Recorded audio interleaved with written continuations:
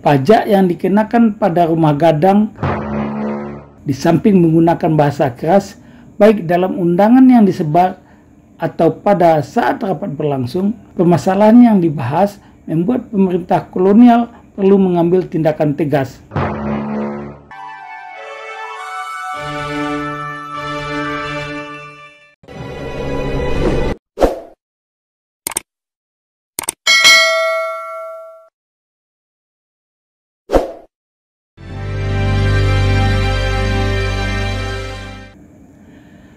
Abdul Muiz merupakan seorang sastrawan, wartawan, dan politikus.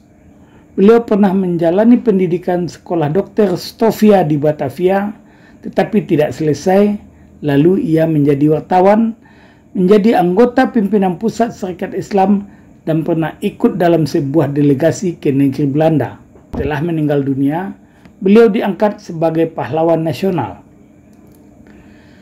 Novelnya yang berjudul Salah Asuhan diterbitkan tahun 1928, dapat dikatakan sebagai potret sekelompok masyarakat Minangkabau yang modern, yang melecehkan tradisi leluhurnya dan memuja tradisi dan kebudayaan Barat.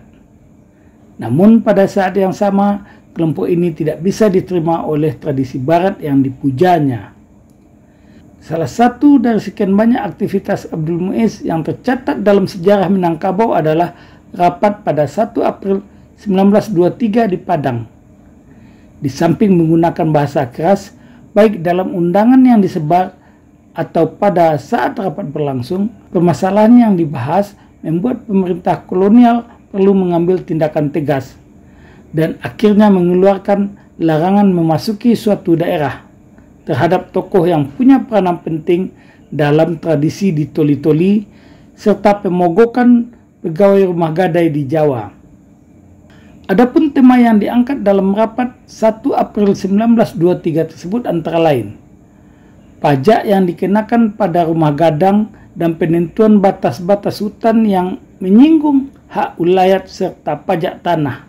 3 persoalan itu memang sangat sensitif, terutama sejak pecahnya berbagai perlawanan rakyat dalam perang pajak tahun 1908. Karena itu pemerintah tidak mau dia berada di daerah ini.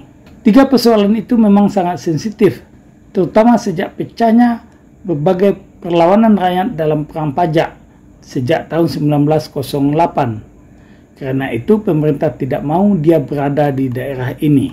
Sampai jumpa.